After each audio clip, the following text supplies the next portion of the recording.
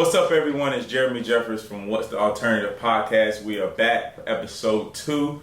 Episode 2, I got a special guest in the building. My guy, trainer, speaker, entrepreneur. Man, he does it all. My guy, Christian Gray. What's up, dog? What's up? How you doing, man? Social distancing. Yes, sir. Yes, sir. The corona stuff is crazy out here. We'll get into that a little later. But, man, let's start off with diverse, man. What does it mean to you? I know that's a big part of your brand. What is it? Give me the breakdown and what it means to you. Well, first off, thank you for having me. For sure. Yeah. And I'm very humbling to be here, as always, for these opportunities. Of course. So diverse itself stands for dedicated individuals who value education, relationships, success, and effort. Diversity for me has always been a thing. No matter. It's who I am, literally. Right. And I was sitting around like, man, I wanted to be diverse, and I need to figure out what I wanted to represent. And that's why the podcast is perfect for it, because it's developing youth on and off the court. Right. So I started Diverse. It was 2020. I started Diverse my senior year in high school, so 2010. Okay. And it wasn't, it was just an idea. Honestly, it was just I was in the gym. I was chasing my basketball journey at the time. Couldn't afford a trainer. So I was in there just training, figuring it out. Like, we didn't have trainers. It's a whole different level from now. the generation of no trainers. Right. So you get in there, you hope to, my coach would let me in at 6 a.m. Right. I actually worked a deal. It was funny with an underclassman. He was a sophomore.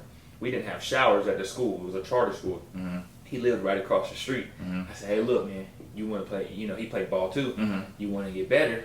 I'll train you in the morning. In return, I need to hit that shower before I go to school. Right. So that's kind of how the actual training others developed, just organically, just honestly. Really started off being young, needed a rebounder, and I just started teaching, and then I just started falling more in love with it. You know what I mean? And from I know I'm kind of getting all over this. It's been a while since I had to actually. Oh, it's all good. I had to go back and talk about this, but that kind of fueled the idea. But my passion of the idea really came to life through a mentoring program. Okay. So we had, I'm sure you're familiar with, like a big brother, little brother, big sister, little sister program. So at the high school I was at, it was required. You have to have 25 hours of community service a year over the course of the 4 years or 2 years or however long you were there before you graduate. So we were doing this big brother, little brother mentoring program, and I had a kid who I still mentor to this day. Honestly, he's 23 years old still, so this is pretty cool. Still mentor him to this day, and he just wouldn't talk to me. We'd sit right across from each other. It was really like after school homework help, and he wouldn't talk. Like, he literally would not talk to me at all. I would just stand there. We would go over to work, wouldn't talk, and I'm like, man, how could I get this kid? Like, what is it? One day, I just took him outside. We had a half court, outdoor court. Man, this kid started talking my head off, just playing ball. Yeah. Sports brings something out of people that, and people don't realize how sports relates to so much more. Correct. Just as far as communicating, like you said, he wouldn't talk. Communicating, teamwork, leadership, learning how to just be around other people that are different than you that you don't know. So sports does bring that out of you. Yeah, and that's really where Diverse was like grounded up. I went on to school. And I kind of dabble with it, but I'm 19, 20, I'm in school. It wasn't a huge priority. I would train. I remember training my barber for a free haircut. I would train his son Saturday morning. So I was always, dabbling in it. And then I ran my first camp in 2012. It was the Christian Gray basketball camp. Before it was Diverse, it was just the Christian Gray basketball camp. And I had about 40 kids, turn out, and I was like, oh wow, oh, this is serious. And of course now you're 19 and you're like, this could be a thing. This could be the future. And literally, it just kept progressing and progressing. From I played Division III ball at William Peace. I started at ECU, transferred out. I was a part of that first inaugural class at William Peace. And at the Division III level, there's no off season. There's the coaches can't come in. And guess who was doing most of the training? It was peer led. I happened to be the team captain at the time. So it was just an easy way. So I was able to train, my peers, college players at that time. That's the next progression. And then I went on to grad school and I was able to work. I spent a year under LaVelle Moton at North Carolina Central. And that year, bro, That was probably, honestly, that going back, and when I write my book down, that was probably one of the most, if not the most impactful years I've ever had. Dealing with the game of basketball from that spectrum. You know? Oh yeah, it's a whole another animal that people don't realize when you get to the college level, just from the detail standpoint. From the coaches, the assistant coaches, and like the film, and I mean, it's a whole nother ball game. And I tip my hat off to those assistant coaches. It's real. It's different. It gets real. It's different for sure. Yeah. So talk to me, man. This is a topic that I love to talk about, that our youth need to hear: nutrition. So I ain't mean come out the shirt. You good? No, you good. You good. We're gonna talk about nutrition. You good? Nutrition. Something that we talk. You're a pescatarian. Which means you only eat seafood, is that correct? Correct. What led you to that decision, and what advice do you have for the youth? Because they really need to learn how to start taking care of their bodies at a young age. Yeah, so first, I want to say I'm from Fayetteville, North Carolina / Sanford, North Carolina. If you know anything about those two places, I mean, my diet options are very It's fried. It's got a lot of barbecue sauce on it. Grease. I mean, literally, I think that goes for the whole region. Though. Yeah. Like this area, this whole area. There's pig places. And have you ever been in the Nahana sausage? It's near Goldsboro kind of area. Like that? Well, one of those pig things where you go in there and they got every part of the pig. Oh wow! And you go in there and pick it out. I mean, they got pig heads, pig tails. It's crazy, dog. But it's like that's the formula that they're trying to get us, to eat. So and like my pregame meal was like McDonald's and Burger King, and I was able to. I started this journey about 3 years ago. Like it's taken that long, seriously, because I mean that's 25 years of one habit, and I'm trying to change it in 3. So I first started. I got away and I cut things out, because what happens is it's like a lot of people are like, oh, I don't want to diet. It's not diet. Yeah, it's a lifestyle. It's a lifestyle. Like it's the way you eat. Now, did you watch the documentary What the Health on Netflix?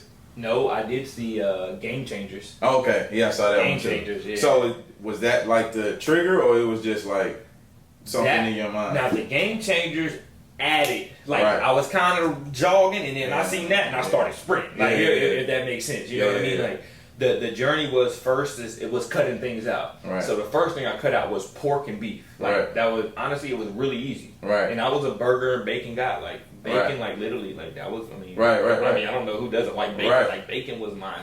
It's my shit. You know what I'm saying? So I cut pork and bacon out. Stayed with chicken, seafood.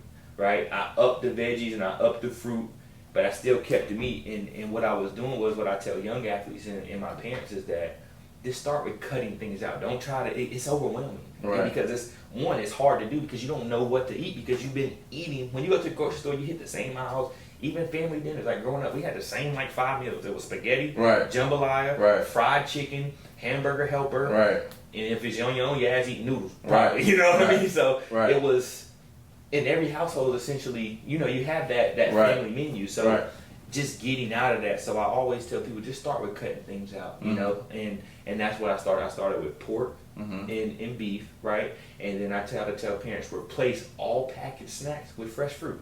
So instead of the Doritos, even the fruit snacks, replace it with fresh fruit. You can't beat it. So every time you feel the urge to snack, banana, apple, orange, start there. Grapes. You don't got to get on to the kiwi, the grape. Start with just start. It's a start, You got to be on top of your water. There's no substitution for water at all. None. Half a gallon a day, kids, minimum. Half a gallon. That's about 6 bottles if you need to measure it. So but that's what I was able to figure out amongst the journey. Is like, how can I take this, what I'm on, and present it to a 13-year-old, a 15-year-old? Because it's tough. It is tough. And I guess the hardest part now is the parents got to change. Correct. Because you can't do it by yourself. Like, even my girlfriend now is just like, she loves sweets. So like when I go through phases, I got to get to the point where I'm strict like you. But like when I want to get to that phase, I need somebody to do it with me, because it doesn't help. Obviously it's discipline, but it doesn't help that you have all healthy stuff and then everybody brings in house. it's bringing in honey buns, and I was got to sit there like you know what I mean? And it's just it does help if the parents were cut out too, and then it just makes it a lot easier. If dinner is only healthy, then you have no other choice. You go to bed hungry. Yeah, you know, and so. But that was part of it. Like I realized, like with all of this, and I know you know, and that's why I really do. I admire what you do so much, is because like you gotta live it. Right. Like you can't. And before I ever gave any advice, I'm 3 years in now. 3 years ago, I would have never sat here and I would have just said, "Hey, this is what I'm working." I lived it now, right. Regardless of the where you're from. Like I live it, and I can tell you the benefits of it. Like man, like. It was to the point I was literally eating one big meal a day and gaining weight because I was eating the right things, not fillers, you know? Lots of veggies, lots of fruit. And like, I can't explain, like even the energy I have now, this is a constant energy that I can see that. That's the next thing we was going to get into is just like you have this, like, even when people watch your videos on Instagram, you have this natural energy that is like, how is he that energetic with everything that he does? And a lot of people don't know it does come from inside of you, because I went through phases. I went vegan for like a week and a half, and I mean I'm telling you, bro, like that exuberance, that quick, like you're about 2 days, really. Like if you juice for 2, I did a juice cleanse, and then but my whole body is just like you wake up alert, and your mind is like, and I'm like, man, food is really, really a game changer, man. So I had a guy, I was flying back from Minnesota. And I sat next to this guy, and real quick story, you know, you're sitting next to the plane, he's drawing in the book, I can see, I mean, we're sitting right next to each other. I'm like, hey, you mind, you know, it was a picture of a brain that he was drawing. And it was like very, very detailed with numbers and lines. It was like a graph of the brain, essentially. And he's like, yeah, I'm a brain neurological surgeon. You know, I work on this, I work on the nervous system, the spinal cord, the brain, and we get in a diet. And this is what he said, and I'll leave it here. He said, your stomach is your second brain. Some consider it to be your first. And I'm sitting on the whole fight. What is it? Like, what is that talking about? What does that mean? Your stomach is literally your second brain. And it's like, it's huge. Like, if you can control what you can eat, forget the health benefits right now. It created such a discipline in me, bro. Like, I can't even explain it to you. Like, I'm hungry. I don't even think twice. I'm just going to eat when I get home. Like, we go in my car right now. Man, it's 4 or 5 bananas. I got bags of nuts. I got granola in it. There's I'm prepared, but in return it cut out so much. You ain't spending as much money on eating junk. You feel better, and it conditions you and disciplines you, because think about it. Most of the food is technically not healthy, so when you have to find healthier foods, you got to be disciplined. You got to do your research. It's like any other journey. You want to be good at basketball, you start here. You want to figure out how to eat right, you start here. It takes time, and such as everything else. You know what I mean? Like the people who built these mics, the people who built this table, it had to start somewhere, and that's where the reassurance comes from when you're chasing these things. Regardless if you're looking at somebody making a mic to your food diet. The process is the process of how it started and had to eventually hit this point you wanted it to, you know? So the discipline from learning to eat this way was honestly the first, if not second takeaway, outside of obviously the benefit of how I feel. You know what I mean? Like aside from the benefit of feeling good and you know, in a clear mind and moving better, the discipline it teaches you. Like if you can control what you eat, you can do anything. Literally. Apply to anything in life. You know? So, because hunger is a you know, when you're hungry, like, you know, we've all been there. It changes your mood. You get all in your head. You're like, no, I need to eat. You know, but when you can master that, like, no, I'm just not eating until I get the nutritional foods, you know. What I mean. So it was amazing, man. Like truly, seriously. That's dope. Let's talk hoops. So now we can go on this all day. So I know one of your posts kind of went pretty viral around this area, at least, and you were in a camp. I think it was the Get Me Recruited camp, and you were talking about, you know, y'all too cool. Why are y'all so cool? Who has a Division I scholarship? Who has a college Division I offer? Nobody. So why y'all so cool? I don't understand. What we so cool about? Like, y'all not even competing. Like, you gotta come out here and compete. Talk about kids in today's era being too cool, because you know I deal with it all the time. But even the you know, the kids that I train and kids on my AAU program is just, it's a generational thing. It's not the certain kids. It's just a generation. Talk Talk to me about it. It's funny. First off, shout out to my man Lamont, get me recruited. Great guy, great guy. For those events, and it's funny. I was coming up here, I saw a tweet, and they asked that same question, like, "What's up with this transfer portal?" Mm-hmm. And I just commented back. I don't try not to get in that, but I know the guy, so I commented back. I said, "In my opinion, I believe it starts in the home." Right, and that's what an opinion is. Everybody's gonna have a million, and that's fine.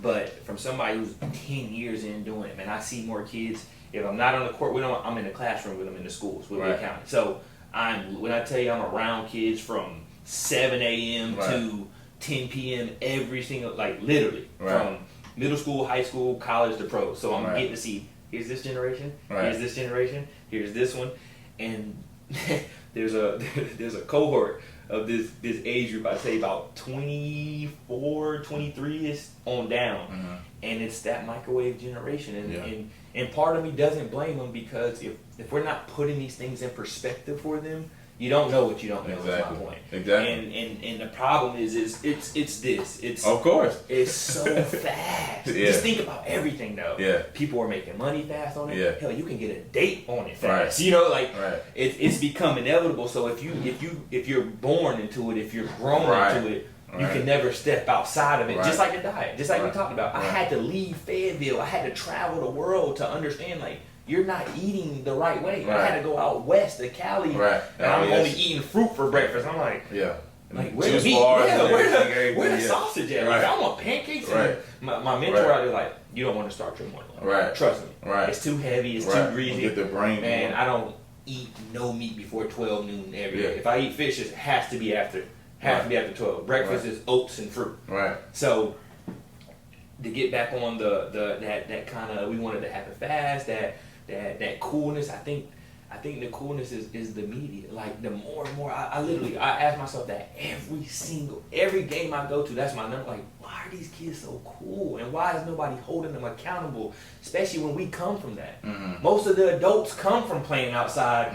Come from, don't come inside. You better stay out there all day until the light. Like, and we're not sharing that message, because it's like you want to protect them almost. And it's different when you don't have kids, and that's what I'm learning. It really is. Because I can always give my opinion, but at the end of the day, I am not a father yet. I'm not a father yet. You know what I mean? So I have my view, but when it's your baby, it's your baby. Regardless if he's 16, that's still your baby. You know? And not to make an excuse, because it's a universal issue right now. It truly is. But we're not addressing it. We're not instilling these principles. We're not instilling this discipline. And that definitely goes to parenting and coaching. Yes. Like you said. Together. Because they're the only ones who can control it. And there's nothing wrong with the media, because it does give these kids an outlet that we didn't have. But if you're playing hard, like my biggest thing is you can't, misconcept these kids from highlights. Correct. You know what I mean? I guess it's my thing is everything that you're putting on social media is positive. You're not missing a basket in your mixtapes or whatever your trainer's clipping up. Real life hits. So like when you start getting recruited, people don't see the stuff behind the scenes, that you don't play defense, that you don't work hard. So it's like, it's on us, outside of us, to get these coaches and everybody else to grasp the concept of, you got to get them to play hard, man. So, but it can be done though. Yeah, it can.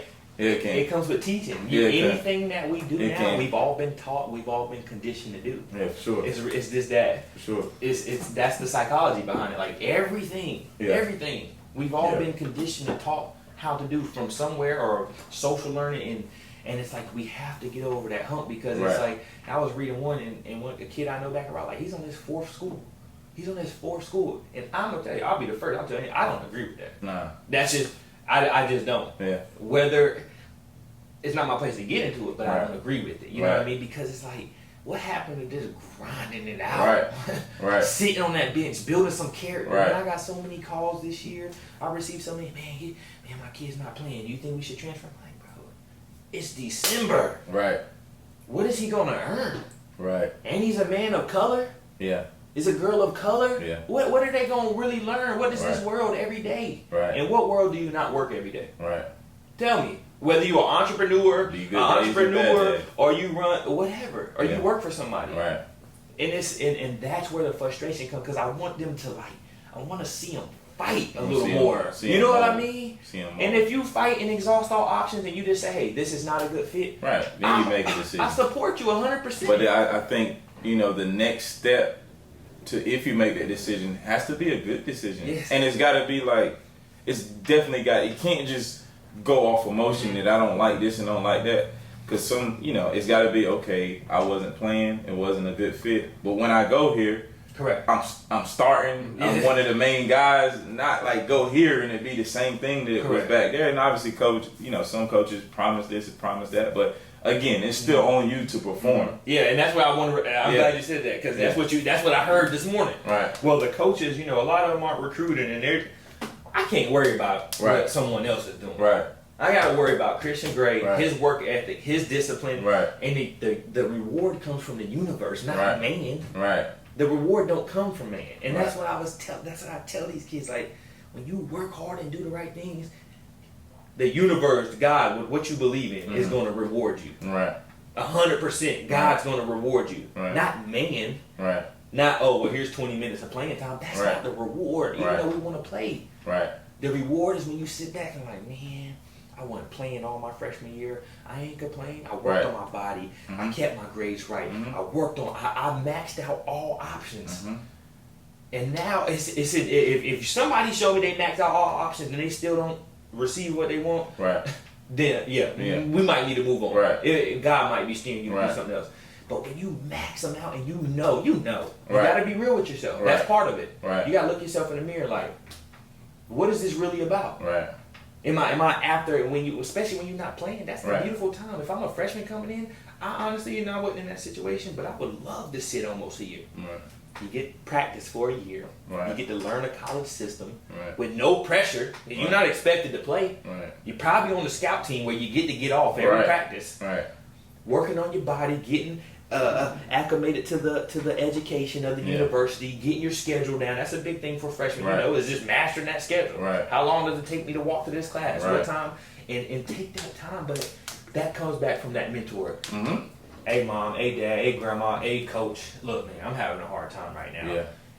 But when I'm here, from the parents, they know. Well, let me dive into a question kind of on that same topic. What age do you think that parents should be able to, let me rephrase this. A lot of parents let kids make decisions. What age should should we do that? Obviously, when you're going to college, but I'm talking just decisions from life, from what high school to go to, from what AAU team to play for, from what trainer to go to, or whatever the case may be. Because there's a lot of parents that's my baby. Whatever he wants to do, I'll support it. What's your thoughts? The first thought 4 years ago, Christian, is like, I'm from the old school. Even I'm born 91.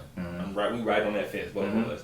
And from the old school, you gonna do what I say. I'm the parent. I know what's best. Not that I don't consider their input, but I'm the parent. I have the experience. This is the best situation for you because of this. You know what I mean? But now that evolving a little bit, maturing Christian is like, okay, let's sit back and look at it. Okay, if I'm gonna allow a child to make a decision, he or she has to make a decision. He or she needs to have a plan that I can see. Not I don't want to verbalize. We need to put it on paper, like a real. This is my plan, Mom, Dad. I want to go play for Team Carolina versus Team South Carolina because of this. So if they have a plan and they're proactive, I think a good age is high school. I do. I think because I think it teaches you decision making. Sure. It's inevitable. Sure. And that's kind of like let's not cuddle them. Let's not keep babying them up. Make some decisions. Right. But when you learn, when you can put it in perspective, say, hey, I support this decision because you showed me how interested you were in that decision. Not, oh man, my boy going to play for Team Carolina and they give me shoes, so I'm going over there. Like, have you really dissected the situation? Analyze both situations to see. And there's other factors, but if they don't have an adult to put those factors in, and that's why I said it starts in the home. Because say you have a parent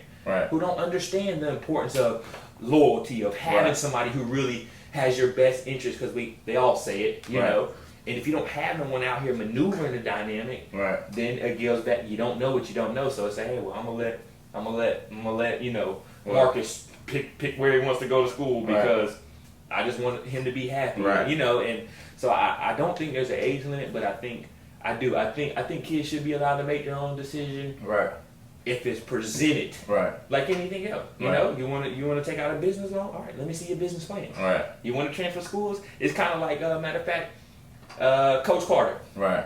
Remember when his son wanted to leave St. Francis and go play in the hood, and he's like, Dad, I already withdraw. Right. But here, what did he say? Right. But I promised to maintain a 4.0 when I'm here. I'll be in all. He had a plan. Makes sense. So if you're going to have a plan, I can support it because you're taking initiative, showing me like, not only are you serious about transferring, but I can see it, Of course. Now, let's dive into that. Staying on the topic of decision. Making a decision for college. So when you get to that level as an athlete, whatever sport it may be, D1, D2, D3, NAIA, on down. Obviously, everybody's dreams and goals is to get to that division. High major. But it's not reality. It's not reality. So talk to me about, as far as kids, what they should be looking for when they're making these decisions. I'm real big in essentially simplifying things, because we get overwhelmed with information nowadays. Sometimes it's just too much. Just get right to the point. What do you need or how do you need it? know. And the first thing I always tell them is go where you're wanted. Number one, it's that human instinct. Like you can't deny the energy. You can't deny what the universe is showing you. Like when someone's interested in you, or you know. And I tell a lot of kids, just to piggyback off of that, when I was getting recruited out of high school, and I committed to Drake University, but he was the only coach when we were playing AAU that came to every single game. Every single game. Yeah, the other ones, that they'll call, but constantly calling every single game. And then came to my high school game after I committed, so I'm like, oh, okay. And where's Drake at? For folks who don't know, tell them. Drake is in Des Moines, Iowa. Yeah. So I was out of here. Yeah. So they were flying all the way down. Yeah, man. It was a shout out my guy Michael Gibson and the rest of the assistant coaches. They did a great job, man. I mean, and they knew, and I knew. Correct. So. But like you said, go where you're wanted, and I think so. It all circles back to our conversation. It starts with the media because what's sexy right now? High major. Here's the reality. Everybody's not gonna play at Duke or Carolina or State or. It's a very slim chance because they pick off of the top 100 kids in the country. In the country. So and there's a million kids. So I guess that's what frustrates me so much is what's wrong with the other levels of play. Well, I think as humans, as we all do, you get caught in the dream. So it's like, oh man, you see all these people reaching their dreams here, and it's like. It's that weird, like I said, we were talking about, how do you know when God wants you to try something else, or how do you know when God's testing you to push? When do you know when that faith is time to say, you know what, all right, I need to transfer, and be real with myself, but it all comes back to the people you surround yourself every time. Of course. Every time. I got to be able to call you and say, hey, Jeremy, what did you think about it? You have to give me honest feedback. If not, it hinders me. It hinders me because now you got a kid who's thinking he's high major and really you're a low mid kid. But there's nothing wrong with that. If that's where you're wanted. You understand what I'm saying? And it's hard. Now I can sit back and tell a kid, know your class. It's not realistic to say. It's just not, because they're kids and they dream, and this is America and we all dream. I dream. You dream. We all dream. And you have that far off dream to where my far off dream, man, I want a 10-court facility, Yeah. In my head, I really, really feel that. I'm at an age now where I know it takes some time. Oh, yeah. When you're 15, 16, I just want to play at Duke. I want to play at Kentucky. I see this kid got an offer, man. This is what I hear, man. I killed him on a circuit. I gave him 30. They don't even understand the politics. That's one game. They might have been following him. It's more about the consistency, not because you went out there and had a top 100 matchup. You played the game of your life. And vice versa. So it's it comes back to more communication within our homes, specifically, especially black homes. Honestly, we gotta communicate with each other more. There's too many closed doors, and we're not being open with each other and just saying, hey, where are you at? I wish I had a better answer. I really do, but I think it's just it just starts with communication. Having people in your circle that can say, look, man, I think you might have a chance there, but I think you will become a man, a person here. Right. Because you're gonna play. You don't. But a lot of those, you know, a lot of kids don't have that guidance, and I mean, I guess the, you know, from father figures, some of them, you know, to people who do have both, but they never had, you know, they've never sniffed college as far as on a playing level. So they don't know what it's like, or the recruitment process is just, you know, as soon as this person calls, no, it's not good enough. Yeah. You know, and you know, I think kids would benefit from reaching out to different mentors who have been through the process. And I think that would help them a whole lot. Let's talk entrepreneurship. So, you know, it's as we both entrepreneurs, but let's talk your speaking engagements and what provoked you to have that drive to work for yourself. Correct. Versus going and working for a company. I think the biggest drive, like all of us, is I'd start with the word freedom. Yeah. It gives you, it's a great freedom. Yeah. It is. It's a great discipline too. Yeah. You know, nobody, you don't have to get up at 7 every day because however you set your schedule is based on. Now, one con to it is kind of what we're dealing with now. With this virus going on. I haven't trained in 2 weeks. You know, so with anything, there's pros and cons. Whether you work, those people are getting PTO right now. But when they're at work, they don't want to be there. They're ready to leave. So everything is going to be that. And the biggest thing from an entrepreneur standpoint, that drive was kind of like I mean, I grew up in poverty. You know, like I would say, I didn't go without like clothes and those things, but it was hidden. You know, my mom went without. I didn't go without, but she went without a lot because she was just, you know, she's a parent. She's making it happen. You know, I never saw it until I can sit back, look at it now. Like, dang, we were really poor. Like, when you're poor, you don't know, you don't realize that because you don't know. And I wonder, like, there's a huge difference. So the entrepreneur just has to be, I feel like it's God given, and or some experience makes you be like that. Like you said, the poverty will put that dog in you. Now, I come from middle class. You know, I have great parents who work hard and provided a great life for me, but I still have that dog, but it comes from a different place. And I know mine came from working at Enterprise. You know, Enterprise, and it taught me so much. I hated it, bro. Hated it. 6 to 6 every day. And I was in Pennsylvania at the time, and we had an Enterprise branch where I had to wash the cars, and I had to go check people out. And most other enterprises have people that watch the cars for you. They stuck, you know, because I was black, they put us in the black enterprise that was closer to the hood. So I said, man, this ain't it, bro. This ain't, I'm working all day. Like, I don't have time to do anything. I don't have time to work out. It took me away from basketball. I haven't, like, what am I doing, bro? You know, so I moved back home, and then, you know, I transferred Enterprise here, still doing the same thing. I just hate my life, bro. I hate it. What is going on? But it taught me the people skills, dealing with people when they get upset that somebody else rented their car when they don't have a car. You know, it teaches you how to deal with people. And then, you know, then the training started, and I'm like, okay, yeah, this I can settle into this right here, and I love it. So yeah. And to piggyback off what you said about that, I had a similar experience I was doing private security for my old basketball coach. 18, 19, I'd come home every summer, do it, graduated, and I would do it. And you just hit a point, like you said, where it's just like, you feel it, you know? And one thing I'll tell in this world, especially with the media, everybody will not be an entrepreneur. Oh yeah. And we did, me and my business partner, Darian, talk about it all the time. Everybody's not built for it. Because it takes, and you're going to go through hardships. Correct. People think, you know, you own a business, you automatically rich. No. It doesn't work like that. No. It doesn't work like that. People don't understand the stuff that goes behind the scenes to make things operate. But yeah, man, that moment is just like, when I was at Enterprise again, to go back, my guy Chris Moss, he was the manager there. I think I know Chris. You know Chris? From Fayetteville? Yeah, I think he is from Fayetteville. Yeah, he was with me at ECU. Yeah, Chris. That's Moss. crazy. Yeah, my guy Chris. Yeah. So Chris was my manager, and Chris was like, well, I'm 28. At the time, I was like 24. Chris was like 26.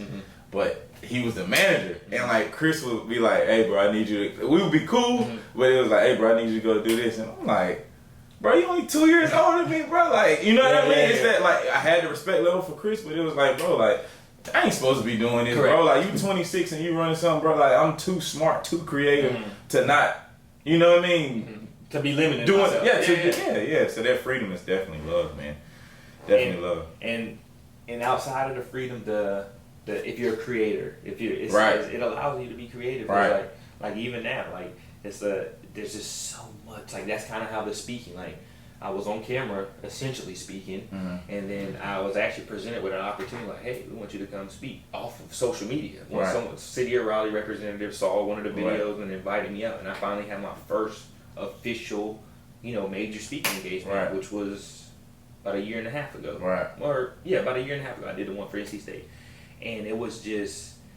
It felt natural, but I think it's all those opportunities that present itself is just a byproduct of working hard, and the things you're already doing, like this creates itself because of working hard, of being an entrepreneur, crossing paths over the summer. What's up, man? I love your team. And get it twisted. I don't think we haven't beat your team yet. I don't think so. We haven't beat them.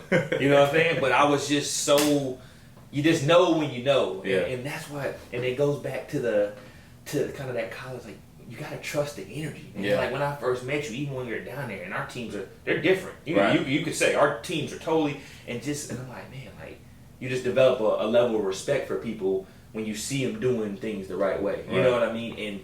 And that entrepreneur, man, and we're in that. Like I hear it all the time, man. They're like, hey, I want to be an entrepreneur. I'm gonna quit my job right now. First off, hold on, calm down. You gotta have a plan. Like let's not get it twisted. Like I had a real plan. Like I saved it. Now I didn't. I knew what I wanted to do, but I didn't.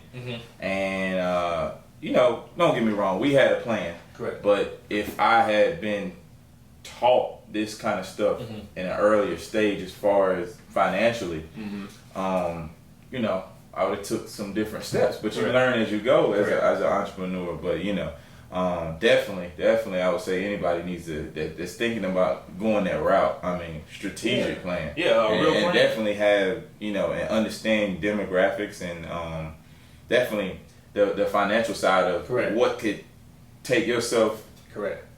From your personal salary to this and that, because it'll go fast once you get into it. But like you said, the beauty of the end of the tunnel is lovely.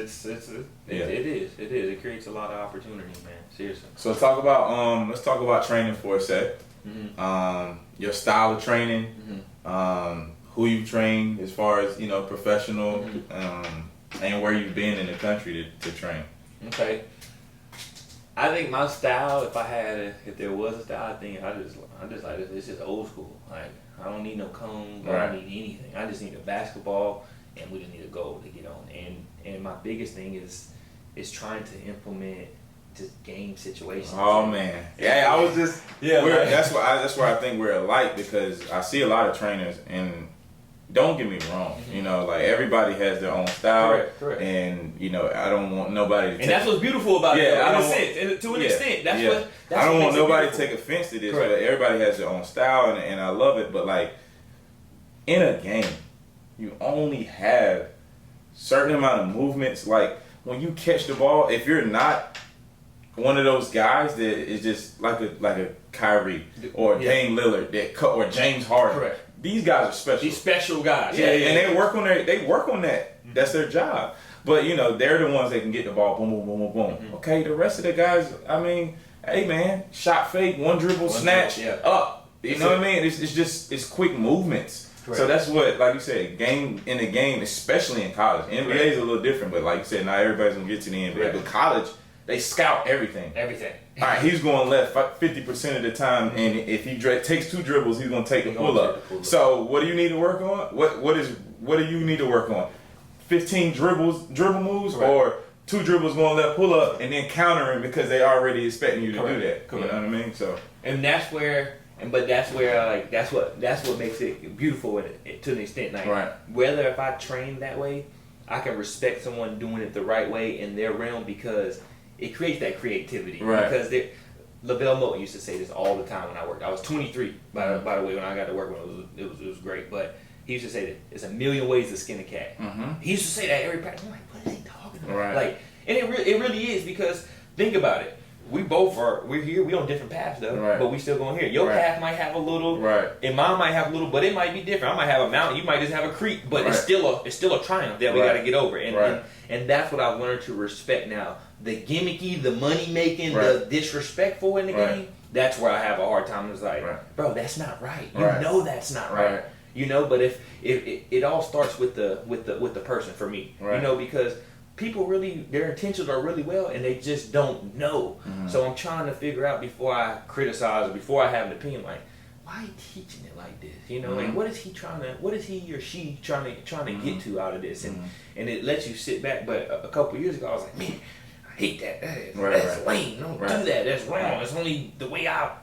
And then you sit back and you're like, okay, I see what he's doing. Not that I agree with it. I'm still gonna keep my style because I believe in it and it works. But it's and I do agree with you. And again, it's back to the circle. Somebody should be telling him, man, why are you teaching them kids 50 dribble moves? Why you got them doing 360s and hitting balls? And even realistically, you know, I tell my kids a lot too. You know, and I like to personalize mine based on the position. So, you know, if you're a guard, we're working on ball screens. If you're big, we're working on face-ups and expanding your game from the inside out. You know, what really frustrates me is, you know, I'm really, really key on footwork. Footwork is huge. I mean, for anybody, Michael Jordan, Kobe Bryant, Hakeem Olajuwon, even Shaq, like all of these guys had the best footwork, you know, from the low post game, from anything. So, you know, it's my kids that come in, first thing they do is get the ball. Hey, I'm gonna jelly up in here. Okay, let's start. We're gonna start over with footwork. Give me an up and under. Coach. Travel. How you not know how to? You know what I mean? So tell me where the midline is at. Get to the deep corner. Tell me where the 45 is at. Which is the frustrating part of it, because it's more of like that's what we should be teaching as trainers. Because they may not get it. Where, don't get me wrong, there are a lot of great coaches that are doing it, but those coaches have families. They don't have the time, you know, to train you and go home and coach at the same time. So they're trusting us with you. But like when you teach them, that's what they should be learning. So when they go back, they look better in the game. And it's frustrating. It is. You know, and I don't know, when you look at the span, like when you asked about like kind of the people I've worked with, and I have a lot of examples, you know, because with time it comes more experience. With more experience, more stories, you know, and you can share. And I have seen, like, I've had high major Hall of Famer guys, you know, and I'm not gonna say this one's name just for reasons, but and he never developed his game because the people around him wasn't. And we can point, and I'm not here to point who, but that circle, you got raw God-given talent. You're a Hall of Famer, legit Hall of Famer, truly. But you never took time to develop your game. And it's so critical not to get caught all in the fluff. And like I'm seeing kids now, and before you can even train with me, we have to have an evaluation. Like that's number one. Like nobody can just call like, hey, I want to train with Diverge. Okay. Email my secretary. My secretary will set up an evaluation based on the schedule. That gives you an hour. Just me, you, parents can hang out. I want them to see. And I'm giving you me, and I want to see, and it gives them that time to reflect, to say like, man, like, is this something that I really want to embark on? It's a no BS tolerance for me. None at all. Like, this ain't a babysitting camp. You're not gonna come in here. I don't care how much money you pay me. None of that matters. What matters is what you represent and what you want to, and then I'll help you in return. You know what I mean? And it's just, it's, and you see it across the board. Like I had Dominique Wilson at NC State. Check her out. She's been, I think she graduated maybe 3 years ago. 3 years. She just hit her third year. Plays overseas.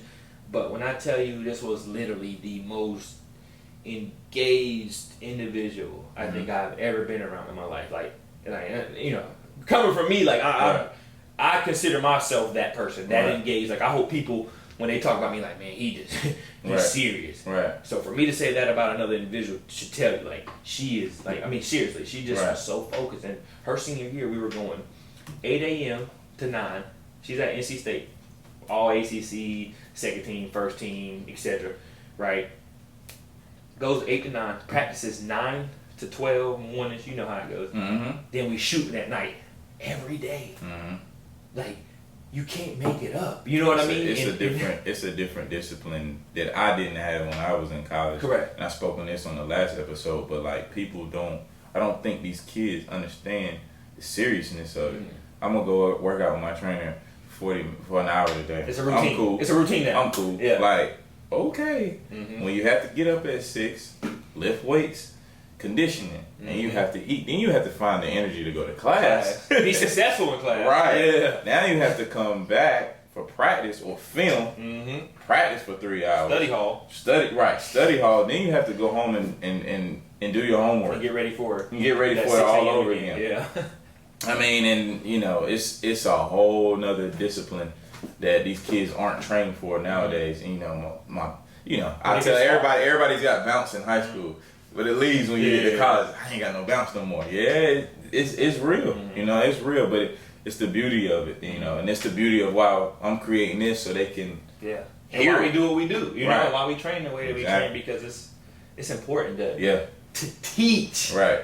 Like I tell you, it's a difference from a trainer and a developer. Right. I've done both. Right. 100%. There are guys in the summer. Hey, what's up, man? I'm in town. That's training. Right. You just need to work out for the summer. Right. If our relationship is well enough, I'll do it. But the whole, like, the biggest step, the whole, hey, man, I'm a pro. I'm coming in town. I don't give a fuck if you. I'm sorry. Right. I'm sorry.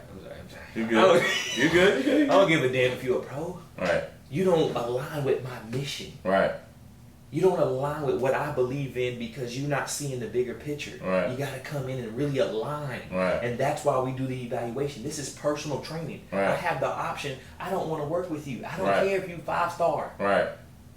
You don't align with my goal, and that it's not a good fit. We spend time. We're gonna be in here minimum 4 hours a week together. You and I. Right. You know what I mean? And people have lost that because it's becoming a Walmart system. Oh, for sure. Oh, I can just go train over there. Right. I had one parent was like, well, if we go over here, you're going to cut us out? Listen to me. It ain't about not having options and variety. Right. If they're trustworthy. I believe in that. But if you're going to invest in something, invest in it. Ask your questions. Communicate. Right. Figure out. And then if you get to a point, it's just like, hey, Christian, like, my kid's just not growing with you. Right. Okay, that's fine. I can respect. So are you a trainer? Are you a believer in kids shouldn't hop from trainer to trainer? 1,000%. 1,000,000%. But this is where we get clash for this. Right. Oh, well, you saying that because you want my money? No. Right.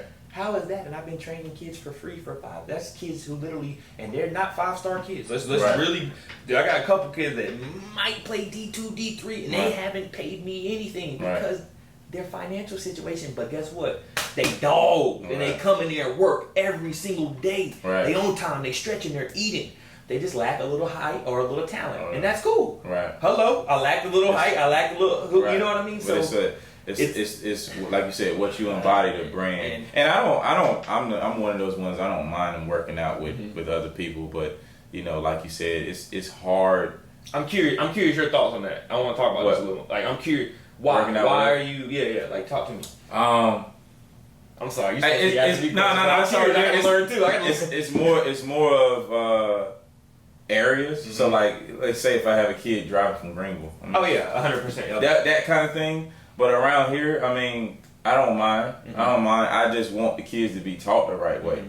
If you're teaching the same thing that I'm teaching, but let's say like again, parents in a financial situation where they can't afford a membership or whatever, understandable. Correct. But like, what makes me mad is that like when you come and you develop, and then you go backwards. Correct. You take 2 months off, and then it's in October or September before the season. Hey, let's train a month before the season, and I'm supposed to make you know, the best player in a month, and you've been training somewhere else, and you lose everything that we had worked on. That's my thing. If you're gonna keep developing with somebody else, I don't mind, because there are guys out there that you know, we all learn from each other, I love their style. We watch each other. Correct. Let's keep it hot. Everybody watches. I watch other trainers. They watch what we have going on, and we learn. You know, I wish we could all, you know, as a culture, get more on one accord instead of I do this, and it's not about that. It's about these kids getting to school and learning and becoming, you know, better young men and young women. But yeah, so I don't mind it, bro. I just think, you know, I do like when I start to keep developing the player, but you know, like you said, the thing that bothers me is the parents can come talk to me. You know what I mean? I feel like that's something that we lack, is the communication. Hey, I can't, you know, I can't afford this month, Right. but he's been getting better. You know, can we work something out? Mm-hmm. You know, or we're gonna do this, like you said. Right. But when you drop off the face of the earth, and then I have to see everything else on social media, and then you're not getting better, and you're going backwards. Mm-hmm. That's what I have a problem with. Yeah. No, I see that. I do. Yeah.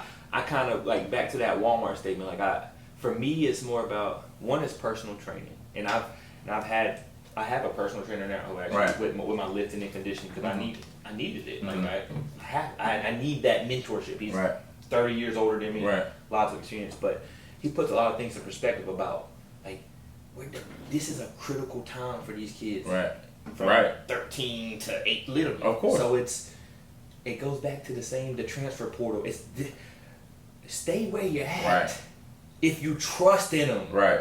Because if you trust in me, you know what I'm bringing. Right. I'm bringing you know because you've done Right. your research, you've communicated. Now, if it's hey, and I know there's not a do it all. That's not what it's about. But you never develop real relationships with people, and I think that's huge. That's one thing that is huge for me.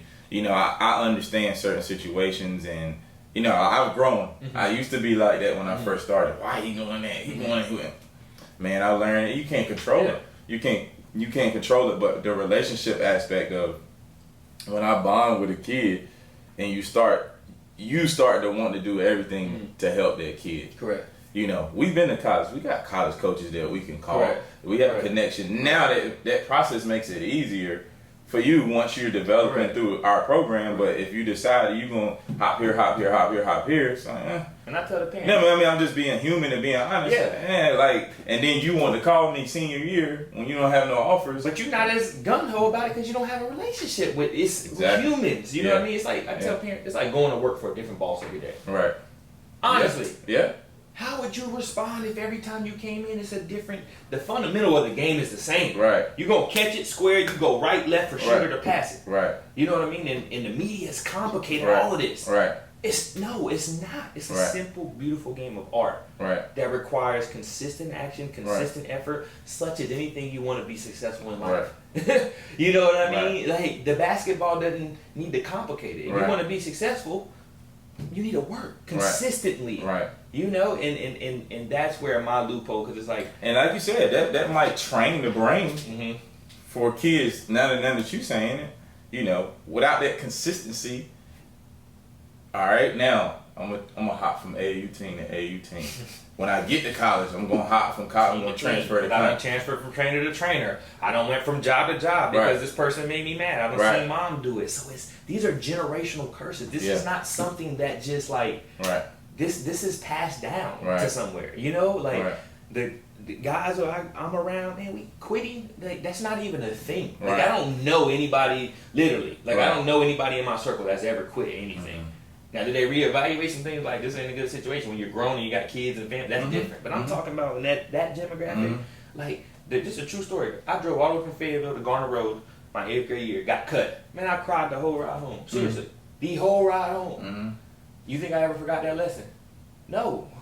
It shapes you. You know what I mean? And you learn about, like, you gotta grind with people. Like, I just don't know where that's lost. It's like, even listen to Kobe. Kobe talks about it all the time. Man, he was training with the same guy for 20 plus years. Right. Michael Jordan too. It's because now you're comfortable. Look, man, this is so much more beyond my jump shot. Mentally, I'm not in the right place. You're not gonna call Billy Bob, whoever that you've been bouncing around training to have that conversation with them. Like, these kids call me, they talking about real life. Like real things, as I'm sure they do you. That's what makes it all beautiful and worth it, because they really trust you. And when you have that trust, if you're around, you know I'm going. Right. you know, I'm going. I'm going to make sure you have the resources, the film, the coaches know who you are. It's holistic. It's involved. So if I'm giving you that, you have to give me that commitment. Not that you can't work with anyone else. Right. You know, because you have to get other opinions. 1,000% agree. Right. You have to. But the cohort, this is who I'm rocking with. Right. This is my foundation. Right. Now we're going, you know, hey, I'm gonna get them different look. Yeah, 100%. Come back and tell me what you learned. Like, right. because everybody has their different niche. If you do right. it one way, it limits you. Yeah. I agree with that 100%. Right. But when I say this is who I'm consistently rocking with, no, it's him 10 out of 10 times. Right. There's not even speculation. Yeah, have I get some opinions from him in there? Yeah, that's different. Like the pro guys, they bring me with them. My guy up in Philly, Isaiah Miles, hey bro, we're gonna go get a session with this guy. I've really been working with him this summer. I want you to come. Okay, cool. Right. Now we all in there learning from each other. Right. But the problem is the trainers got so much ego that you can't even call them and communicate. Like, hey, look, I know he come to see you once a week. He come to see me 3 times a week. What's up? Let's what are you seeing? But it's just so much pat on the back for nothing. That's so irrelevant. It's about the kids. It's about the kids. Christian grade or diverse or it's about them. Right. You know? So I'm sorry. I'm sure. Talking. No, you good, man. You good, man. We're gonna wrap it up. Last question. What advice do you give to the kids? You know, let's end on a positive note. What advice do you give to the kids in this generation? Just, you know, on and off the court. What was your 2 main points of advice? My 2 main points. That's tough. I think number 1 is what this represents is like this love will win. It's so much more beyond like intimacy and hugging and kids. It's not. You know, there's a part of love for that, but it's like you gotta fall in love with whatever you're deciding to chase. Right. Regardless, if we're doing podcasts, if you want to be a ball player, if you want to be a whatever, like, don't be afraid to just give everything to it. Right. You know, like that's number 1. Like truly, and loving it is disciplining yourself right now during the virus. You're still on a schedule. That's how disciplined you are. I'm calling kids. It's 12 o'clock. They just getting up. And what are we saying? Cause when it's clear, it's gonna be even game. And I ain't gonna get off on that, but love it. Number 1, and number 2 is put yourself around people who are gonna challenge you. If they're always agreeing with you all the time, those are not the people you need to be around. If everything is good, it's not about being ugly and getting on you and yelling. That's not what it is. Don't get lost in that. That's a style, the way that I choose to do it, or however you choose to do it. That's just a style. But the message is like, love it 100%, and 2 is keep people around you that are gonna hold you accountable when you have them off days, because we all have them. We all have them. I'm talking like really. We have them days where it's like, man. Like, man, like I gotta get out here and do this. But we good. Like that makes all the difference, literally. So your circle and your love for it, man. Truly do. Well, that's episode 2. We're gonna wrap it up. Appreciate my guy Christian coming down, man. Great episode, man. Great talking with my guy. He's a huge. He motivates me a lot. He doesn't even know. But yeah, y'all make sure y'all follow us on all social media and subscribe to our YouTube channel. See you next time.